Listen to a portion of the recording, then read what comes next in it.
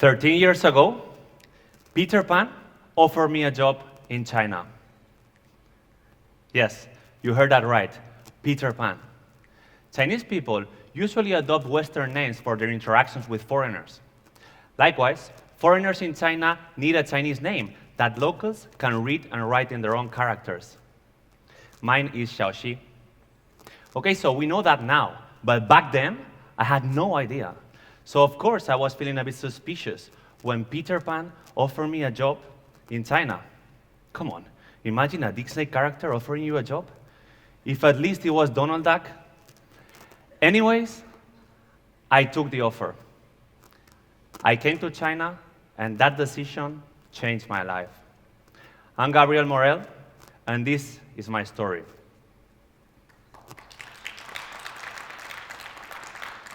Thank you. I remember arriving to Hangzhou, this beautiful city that magically blends tradition and nature, culture and modernity. It was beautiful. And yet, I was completely lost, totally helpless, just like a newborn.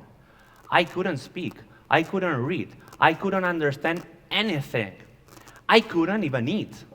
Have you ever tried grabbing rice with chopsticks? Of course, it was also a really, really stimulating time in my life. I was living and experiencing very, very, very interesting things. Like that day, I was walking around the lake and I started hearing some loud techno music. So I started following it like, where's the party? And when I arrived, all I found was a bunch of lovely Chinese grandmas dancing Zumba in a park. Of course, I joined them. Or like that time, I went downstairs from home and I found 2 camels tied to a tree. Actually, it was a hilarious time to be here. Back then, I had no friends in town. In fact, I wouldn't even see any foreign face for the first few months, except for this hippie-looking guy on his 50s, always carrying a guitar around the most random areas. I saw this guy from the distance from time to time when I was rushing for lunch with my colleagues.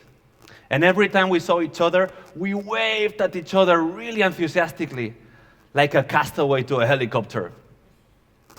And even though we never exchanged a word, I felt like this guy was my brother. And I'm sure he was feeling the same. So brother, if you're watching this, I keep you in my heart. Even the smallest task was a big challenge. Like that time, I had to take a bus to go back home, and I end up in a different town. Or taking a taxi was not easier. One time, I was going to my friend's house nearby Shanghai Zoo. I didn't have battery in my phone, so I stopped a taxi driver, and I told him, Shanghai Zoo. He looks at me like, huh? Shanghai Zoo. Huh? Shanghai Zoo. Huh? Okay, so you leave me no choice. Shanghai. He starts driving confidently and drove me at the library. So obviously, language was a big issue. That's why one day I took this big life-changing step. I was gonna learn Chinese. Of course it's difficult, but it was absolutely necessary. And ironically, at the beginning, it only made things worse. My colleagues were all Chinese. I couldn't communicate with them. So every morning, I arrived to the office and I started greeting them. 你好吗? They not just didn't answer me, but they looked at me really confused. Later, I learned that Chinese people don't really ask, how are you? On top of that, Chinese is a tonal language, which means that if you don't nail the tone, you will end up saying something completely different than you thought.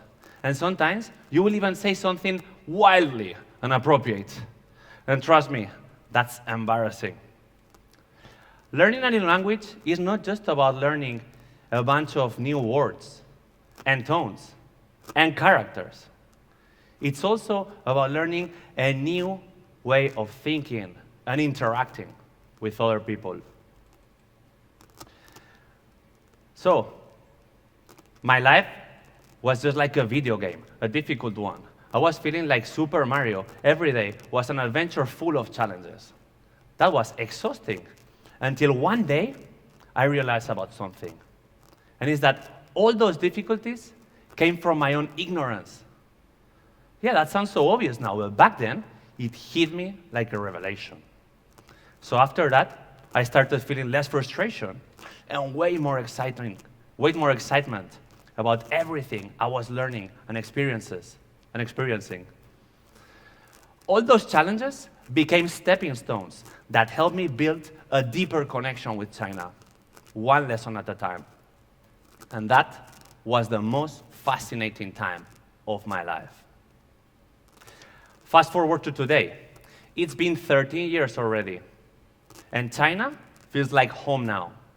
I can speak Chinese.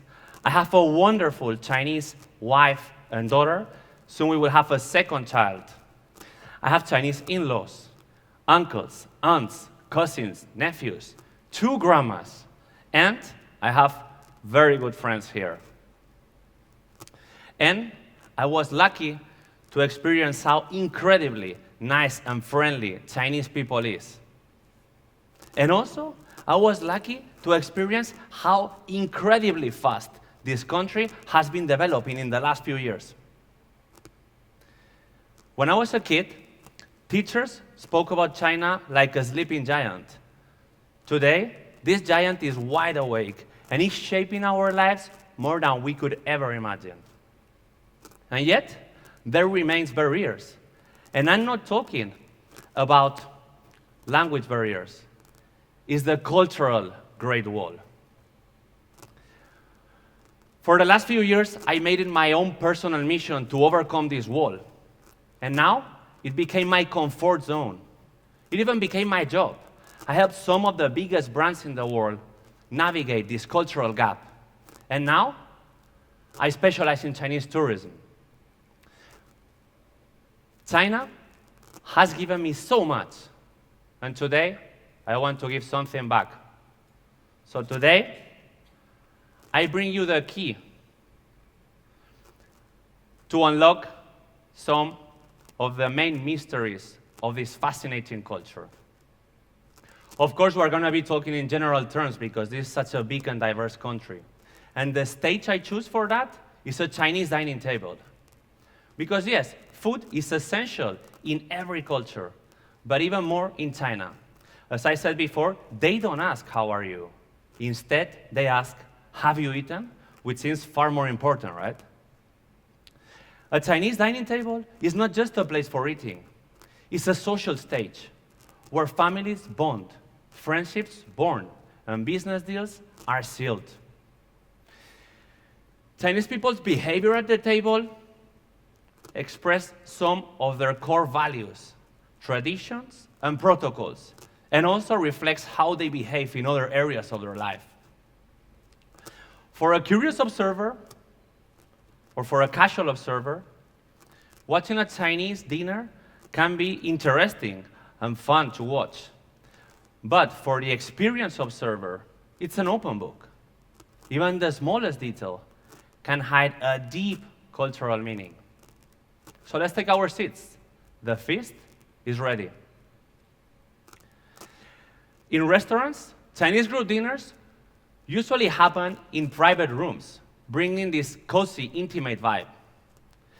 Chinese people share food from communal dishes. Chinese people actually has a very strong sense of belonging and community, as we can see.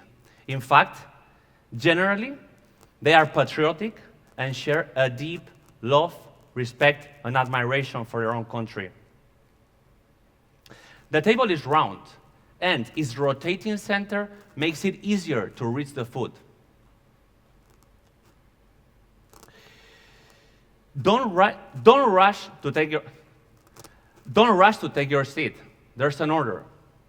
The most important guest, in terms of age or status, will sit facing the door. That shows their big respect for hierarchy and elders. At your seat, you're gonna find a plate. Don't use that for putting your food. That's for scraps and leftovers. You put your food at your bowl. You will also have chopsticks, a glass, and a spoon. This spoon is not designed to put inside your mouth. It's designed for slurping. Yeah, slurping, chewing loud, and other behaviors might seem rude for us. But remember that here they are perfectly normal. We are all biased by our culture. And different doesn't mean wrong.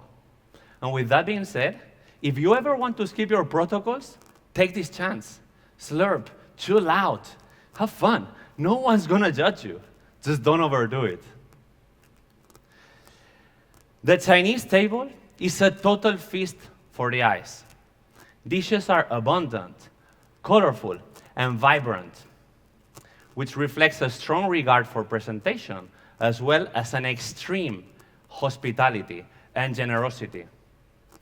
All those fragrant foods are connected by a balance, according to Chinese traditional medicine, which states that each ingredient will impact your body in a certain way. That's why you should try to eat a bit of everything and not too much of one single thing. This shows how connected they are to traditional wisdom and nature. Chinese food is delicious, but if you're new to it, here are a few considerations. Meat, even cut in small chunks, will usually contain bones, because for Chinese people, the meat stick to the bone is the tastiest one. Fish will usually contain loads of bones too, so I suggest you take small pieces first. And one great advice they gave me here: the fish will have less bones in the belly area. Also, some food will be spicier than you thought. So again, small pieces first. One time, I made a full combo. I was having dinner with Chinese people, and I took some food, put it in my mouth, and it was super spicy. So I served myself some water, I sip it, and burn myself because it was boiling. So in order to fix this situation, I just took any random dish quickly, bite it, and then realized of my mistake. It was a piece of fish. So now my mouth was spicy, burned, and full of food and bones. As I was turning red and sweaty, I tried to discreetly get rid of those bones.